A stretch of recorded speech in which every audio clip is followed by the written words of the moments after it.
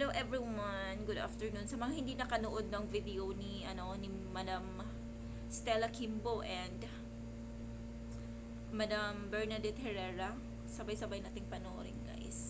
So, without further ado, guys, shout out muna kay Sir Magnum TV Official. Sa kanya ko napanood yung video. So, hi boss, may hapon.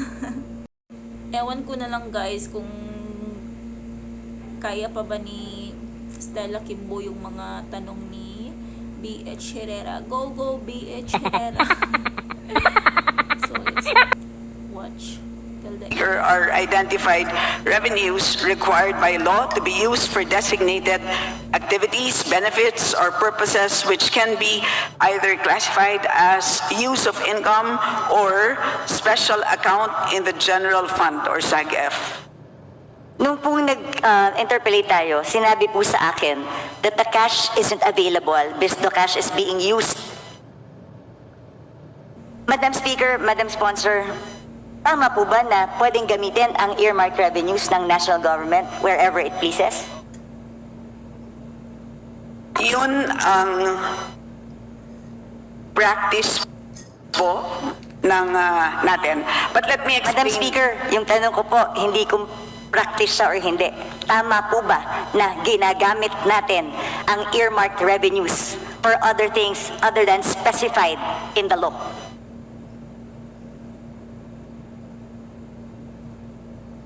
Madam Speaker, if I may be allowed, Yes. parang po siyang, if I may use a comparison, parang kung tayo po ay nagde-deposito sa isang bangko, nagdeposito tayo ng 100 piso, iniwan natin sa bangko yung ating 100 pesos. Habang hindi natin kailangan yung 100 pesos na yan, ini-invest ng bangko yung 100 pesos na yan. But at any point in time that we demand 100 pesos plus the interest, dapat ibibigay sa atin ng bangko yung pera natin. At any point in time that we want it, it must be available.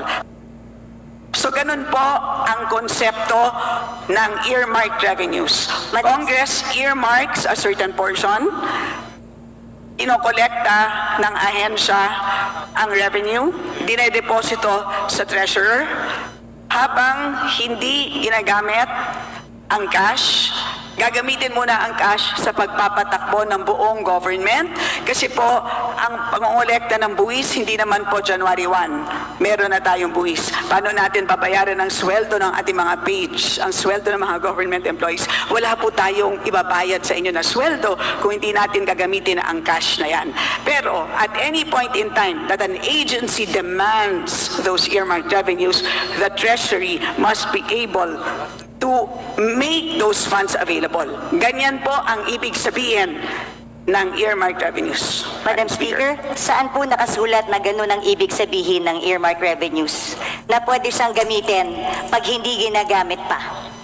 Kasi malinaw naman po, earmarked accounts and funds are not, the legal basis of an earmarked revenue could be a law, a presidential decree, or international agreement.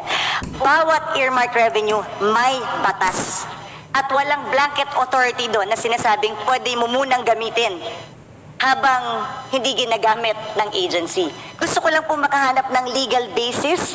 Mula umpisa, asan po ang legal basis na sinasabing pwedeng gamitin ang pondo na in-earmark natin for another thing? Kasi yung cash naman, hindi pa ginagamit ng ahensya. So hiramin ko muna. Paano kung hindi ko na maibalik? Paano kung hindi na tayo makautang? Hindi po ba pag regular ka na tao, ginamit mo ang pera na hindi para doon? Qualified theft na to. O kaya, pwedeng technical malversation of funds if you use it for another thing. Ang tawag po dun sa libro ay Book of Accounts. So may Book of Accounts at nandun naman po maliwanag ang balanse. So at any point in time na question. Madam Speaker, ulitin ko, ano pong batas ang nagsasabi na pwedeng gamitin pangsamantala ang earmark revenue?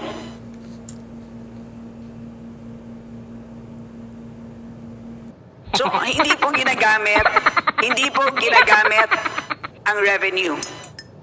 Maliwanag po yun. Yung pera, Madam Speaker.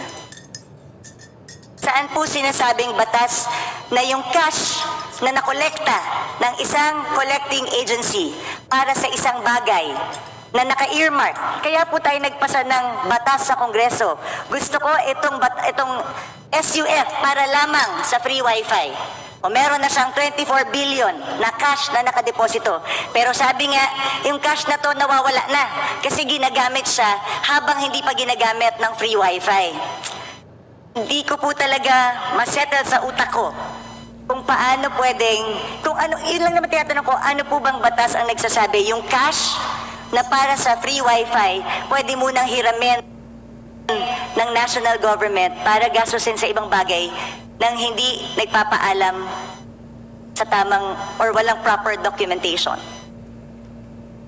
Madam Speaker, una sa lahat, napag-usapan na natin ito at maliwanag naman na at any point in time na kailangan na ng DICT ng additional funds para sa free wifi, they may request. Madam Speaker. Maliwanag po yun at katulad din doon Madam sa Speaker. fire trucks. So lahat po yun ay pwede.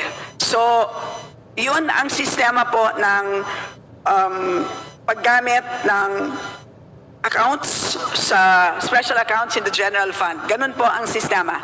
Pero kung meron pong legal question ang ating kagalang-galang na PH Herrera, nandito naman po ang DOJ, Judiciary, pwede po siyang magtanong ng legal opinion, ng opinion mula sa DOJ because that is really beyond us. Hindi po ako hindi po kami makakapagbigay ng isang legal opinion. Yun ay pwedeng hingin sa DOJ, Madam Speaker. Madam Speaker, Your Honor. we are the power of the purse here.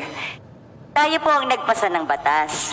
Yung pera na in-earmark natin, mahirap po na ginagamit, tapos pag kailangan na, sasabihin mo, pag kailangan na, nandyan. Paano kung wala? Hindi ba ganun yung mga estafa cases? Hindi ba ganun yung mga pyramiding scams? Na pagka umutang ka ng pera, for such a, di ba, tapos biglang pag kailangan na, hindi mo na makuha. Pwede mo i-demanda yung taong yun. Ang sinasabi mo kasi, at any given time, ang defense mo is at any given time, pwedeng hingin ng free wifi yung budget. Eh, paano kung walang pera ang gobyerno? Sa akin, hindi yung it's readily available. That's not the point. Ang punto dito, pwede bang gamitin para sa ibang bagay ang cash na inalat ng Kongreso para sa isang particular na bagay? Hindi po excuse yung sasabihin natin, available naman pag gusto ng ahensya eh. Anong difference ito dun sa DAP? Well, ang tawag po dito, Madam Speaker, ang tawag po dito ay cash management by the national government, and this is under Executive Order number 449. Yan po ang mandato ng ating National Treasury. So, kung meron pong legal question na gustong pang talakayin ang ating kagalang-galang na PH Herrera, ay pwede naman niyang itanong sa Supreme Court kung gusto niyang talakayin pa ito. But as far as we are concerned, at any point in time na hihingin ng ahensya ang earmarked revenues na yan, dahil maliwanag po, mas maliwanag pa sa alas 8 ng umaga ang balanse nila, ay demandable po yan. Madam Speaker, hingin nga po maliwanag sa tirik ng araw yung balanse. Alam mo yun. Hindi maliwanag kung magkano ang balanse ng mga earmarked revenues dahil natatraffic sa Bureau of Treasury. You and I both know that natatraffic ang kanilang balanse sa Bureau of Treasury because nagagamit ang pera tapos naghihintay ngayon ng balancing or reconciliation. Madam Speaker, this is not a legal question. It is also a management of cash question. Dahil at the end of the day, nangungutang nga tayo dahil kulang yung pera natin eh. So paano kung biglang may magandang programa ang isang departamento? Can we assure them that there's cash? So bigla tayong mangutang. You know, we earmark this certain... Ini-earmark natin ito sa bawat use niya. Kasi gusto nating i-make sure that the money is there at lagi siyang pwedeng gamitin. Tandaan natin, If yung humihiram ng pera ang may control kung anong ibibigay niya, then magdadamot ako ngayon sa pagbibigay kasi ginagamit ko eh. So they have the control eh. If you have the control, di ba? Kunwari ikaw ang may control ng pera, kung ano ang pwede mong gamitin at hindi.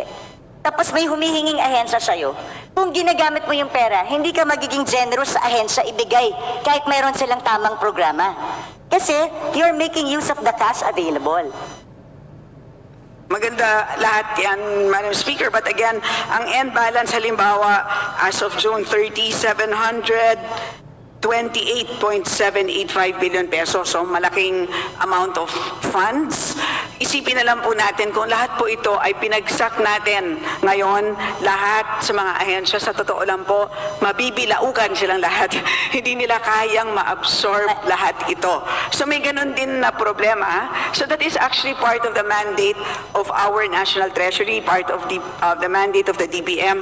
Kailangan nilang i-manage yan. So they cannot just flood all of these agencies with cash.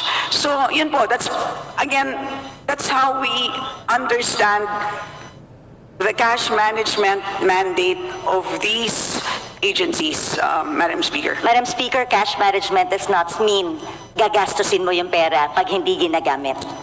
There's a difference, Madam Speaker. I never said na i-flood natin ng agencies. I'm just simply saying, you cannot use the money that's particularly earmarked for a certain project na sinaad natin sa batas. Pero again, I did not say na i-flood natin sila.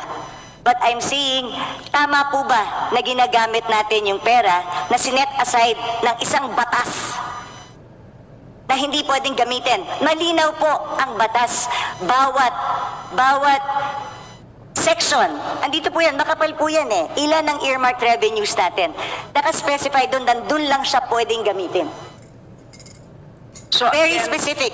Alam ko po yung sinasabi niyong one fund concept. Do you know the history of one fund concept when it started, Madam Speaker, Madam Sponsor? what is the question? Yung one fund concept, because yan po yung sanina sinasabi nyo na ito yung cash management, may one fund concept na yun ang sinasabi ng DOF na dun ginagamit. Kaya balikan natin yung history ng one fund concept. Ano ba ang pinanggalingan ng one fund concept, Madam Speaker, Madam Sponsor? Please enlighten the body, Madam Speaker. Galing po yun sa Presidential Decree 17, Presidential Decree pa yon during the time of President Marcos. Na lahat ng dormant accounts, yung mga off-budget accounts, yung mga lying around funds, yun ang pinagsama-sama. Wala po dong nakasulat any mention of earmarked revenues. At since 1977 pa po yung Presidential Decree na yon. Hindi pa po na-amend or napalitan ng panibago. Ang sa akin naman, gusto ko lang ilagay sa tama. Pwede naman natin lagyan sa special provision kung talagang gustong gamitin itong pondo na to. Pero ang tanong ko, hindi ba dapat natin malaman sa Kongreso kung saan, kailan hiniram yung 700 billion? Kunwari may 700 billion, anong portion ng 700 billion ang hiniram? Hiniram para sa anong bagay? Tama ba na walang report sa atin na hiniram yung perang to? Tama ba na hindi nag-report sa agency? Kunwari, ako si DICT. Ang alam ko, meron akong 24 billion. Tama ba na hindi magpapaalam sa kanila? Pwede bang hiramin namin ang cash na ito para magamit namin sa ibang bagay? So, Madam Speaker, again, babalik po. So, that's all for today's video, guys. And lesson learned, dapat next na halalan is maging mautak na tayo sa pagboto. Dapat nating kilalanin muna kung sino yung mga ilalagay natin sa pwesto kasi wala, kawawa tayong lahat. Laging sinasabi na wag nating sayangin yung mga boto. And now, parang nakakapanghinayang lang kasi alam mo yung parang kahit